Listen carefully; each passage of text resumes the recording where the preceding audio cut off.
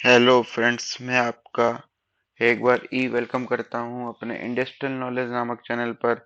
जैसा कि आप अभी तक थंबनेल से समझ चुके होंगे कि आज हम प्रोजेक्शन वेल्डिंग के बारे में जानेंगे।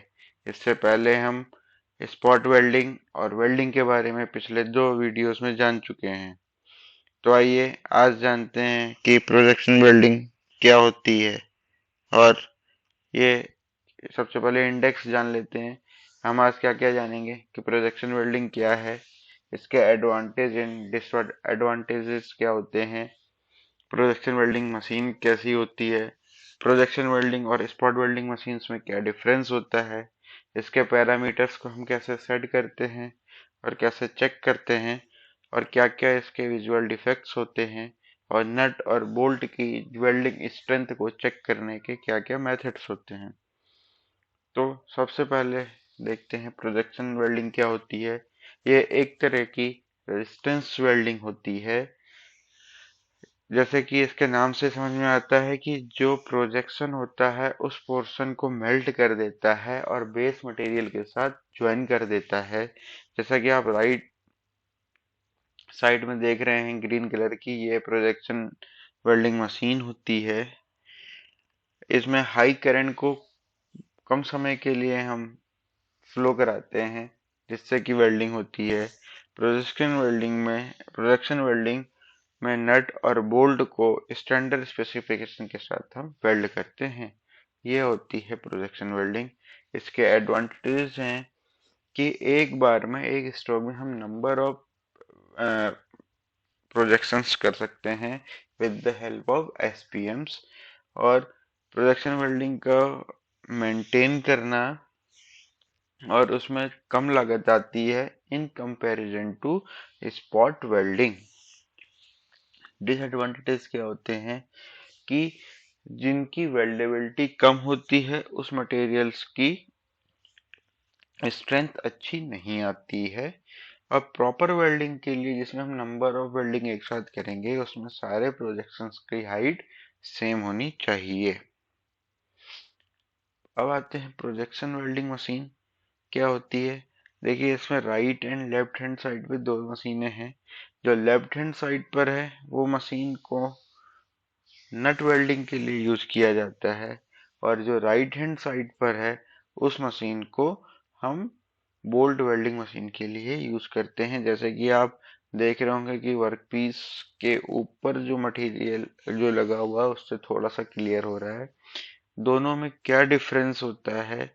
दोनों में ये डिफरेंस होता है कि जो नट वेल्डिंग मशीन्स होती हैं उसमें सिरेमिक पिन लगती है और स्प्रिंग लगी होती है, और जो बोल्ट वाली मशीन होती है उसमें केवल हॉलो इलेक्ट्रोड बनाते हैं। उसमें हम स्प्रिंग और सिरेमिक पिन का यूज नहीं करते हैं।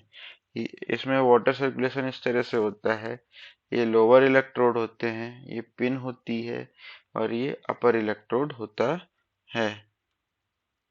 देखिए, ये जैसे कि है प्रोजेक्शन में नट वेल्डिंग में क्या होता है, ये पिन है जो कि पिन इस तरह की सिरेमिक पिन होती है। इसके साथ स्प्रिंग लगती है, लोअर इलेक्ट्रोड होता है यहाँ से, और यहाँ से हमारा वाटर फ्लो होता है, यहाँ वर्कपीस रखा जाता है। इसमें नगट आते हैं।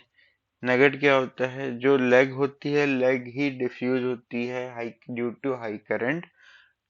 तो ये उसको जब हम बेस मटेरियल से अलग करते हैं तो जो उस बेस मटेरियल में जो कुछ रह जाता है उसको हम नगेट बोलते हैं। तो देखिए, जैसे इसमें एनजी और ओके कंडीशन दिखाई गई है।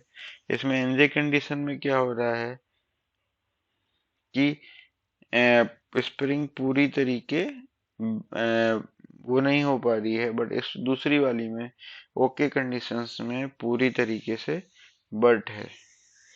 ये होता है एनजीएन ओके का डिफ्रैक्शन। ये होता है बोल्ट। ये बिफोर में इस तरह से रहता है, आफ्टर में क्या रहता है कि ये देख रहे होंगे अब ये नीचे आ जाता है पूरा वेल्डिंग के बाद। इस तरह से ये प्रोजेक्शन वेल्डिंग बोल्ट वेल्डिंग होती है सेम होती है। इसमें यहाँ पर स्प्रिंग नहीं होती है, स्प्रिंग की जगह ये होलो इलेक्ट्रोड हम यूज करते हैं। प्रोजेक्शन वेल्डिंग मशीन और स्पॉट वेल्डिंग मशीन में क्या डिफरेंस है? जैसे कि लेफ्ट हैंड साइड पे आप देख रहे हैं वो प्रोजेक्शन वेल्डिंग मशीन है, और जो राइट हैंड साइड पे देख रहे हैं वो स्पॉट वेल्डिंग मशीन है। तो इसके में क्या पे क्या क्या चेंज होता है ये बता देते हैं। इसमें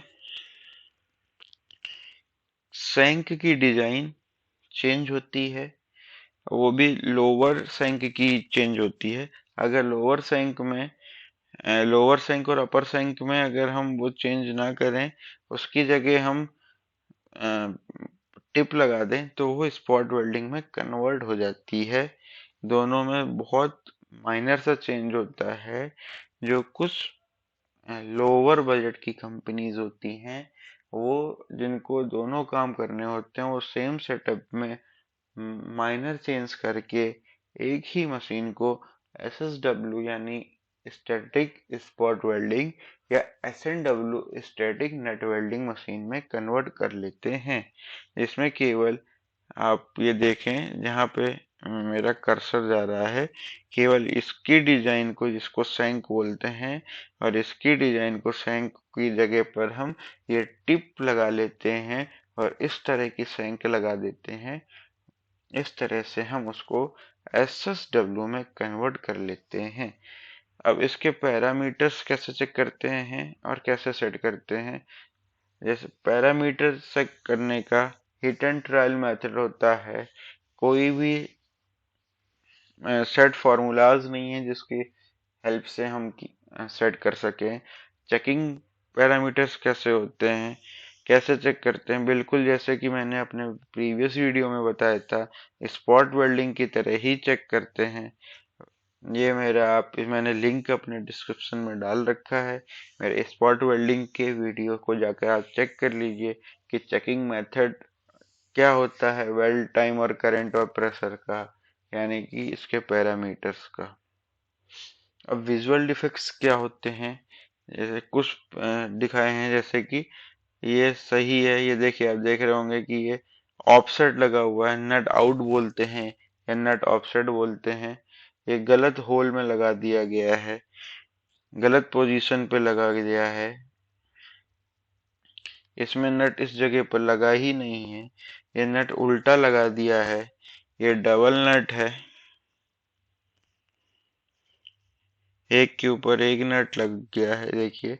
और ये इम्प्रेशन कमाया, यानी कि इम्प्रेशन कमाने पर स्ट्रेंथ अलग आएगी। इसे हम नट ये कुछ मेजर नट वेल्डिंग डिफेक्ट्स थे। इनकी स्ट्रेंथ कैसे चेक करते हैं? स्ट्रेंथ चेक करने के तीन मेथड होते हैं। हैमर टेस्ट, जो कि डीटी और एनडीटी तरह से किया जाता है। डीटी और एनडीटी क्या होते हैं? डीटी यानी कि डिस्ट्रक्टिव टेस्ट एंड एनडीटी यानी कि नॉन डिस्ट्रक्टिव टेस्ट। एनडीटी में हम मटेरियल को अपने जॉब को दोबारा यूज कर सकते हैं। एनडीटी में हम अपने जॉब को दोबारा यूज नहीं कर पाते हैं। दूसरा मेथड आता है यूटीएम टेस्ट, जिसमें कि डीटी मेथड से टेस्ट होता है। तीसरा आता है टॉर्क टेस्ट, जो कि डीटी और एनडीटी दोनों मेथड से यूज होता है।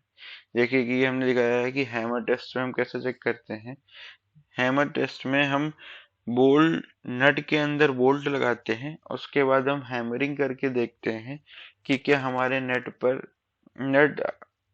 इसका डीटी करने का तरीका ये होता है कि वो जब तक टूटे ना तब तक उस पर हम फोर्स लगाते रहते हैं। ये एक हिट एंड ट्रायल मेथड होता है। ये कोई कंफर्मेटिव मेथड नहीं बोल सकते, क्योंकि हमें नहीं पता होता है कि कौन सी मैन पावर कितना फोर्स लगाती है। ये person to person, man power to man power vary करता है, इसलिए इसे कंफर्मेटिव मेथड नहीं माना जाता है। ये केवल हम अपने कॉन्फिडेंस के लिए चेक कर लेते हैं कि हमारा जो वर्क पीस बन रहा है वो ओके बन रहा है या नहीं बन रहा है, उसके लिए यूज करते हैं। तो डीटी के लिए जब तक कि नट अलग ना हो जाए तब तक करते हैं। तो नट ये कुछ इस तरह से अलग होता है। ये देखिए इसकी लेग जो है वो डिफ्यूज होती हुई दिख रही है, और इसका ये जो बेस मटेरियल उसमें इंप्रेशन आता है, और दी एनडीटी में हम एक सर्टेन अमाउंट का फोर्स मार के बंद कर देते हैं। दूसरा टेस्ट है यूटीएम टेस्ट। ये यूटीएम टेस्ट होता है, इसमें हम इस तरह से वर्क पीस लगाते हैं। यूटीएम में वर्क पीस लगाने के बाद अपर जॉ को में हम बोल्ट टाइट कर देते हैं, फिर वो कंप्रेसिव स्ट्रेंथ लगाता है। कंप्रेसिव स्ट्रेस लगाने से वो तोड़ते हैं, तो उसमें वो टूट जाता है। टूटने के बाद हमें पता चल जाता है कि कितने फोर्स में हुआ। इस तरह से हम अपने नेट की इस नेट का नेट की या बोल्ट की स्ट्रेंथ का पता लगा सकते हैं। फिर आता है टॉर्क टेस्ट। ये जो मशीन है इसे टॉर्क रिंच बोलते हैं। इस पे निडल होती है, इस निडल को हम जीरो पे सेट कर लेते हैं। जीरो पे सेट करने, इस पे दो तरह की आप देख रहे होंगे, एक ब्लैक कलर की और एक दूसरी रेड कलर की। तो इसमें से एक मूवेबल होती है और एक फिक्स होती है, जिसमें कि दूसरे को हम घुमा के दूसरे से जीरो पे लाते हैं। और ये सॉकेट आता है जो कि अलग अलग शेप का अलग अलग होता है। M6 का अलग आता है, M8 का अलग, M10 का, यानी अलग अलग नट के साइज के हिसाब से अलग अलग आता है। और उसके बाद हम इसको रोटेट करते हैं। जिस तरह से हम नट और बोल्ट को टाइट करते हैं, सेम मेथड से हम इसको फिक्स करने के बाद रोटेट करते हैं। तो जब वो स्लिप होने लगे तो हम उसकी स्ट्रेंथ ओके मानते हैं, और उसकी जो रिजल्ट आ जाता है, जो रीडिंग आती है उसको हम मान लेते हैं। अगर वो स्लिप होने से पहले ही टूट जाता है तो टूटे हुए टॉर्क की वैल्यू ले लेते हैं। कितने टॉर्क पे वो टूट रहा है उसकी वैल्यू को हम मेजर करके हम जान लेते हैं कि ये क्या है। आई होप सो कि आपको आज का वीडियो पसंद आया होगा। अगर आपको कुछ क्वेरीज हैं तो आप मुझे कमेंट्स करके बता सकते हैं।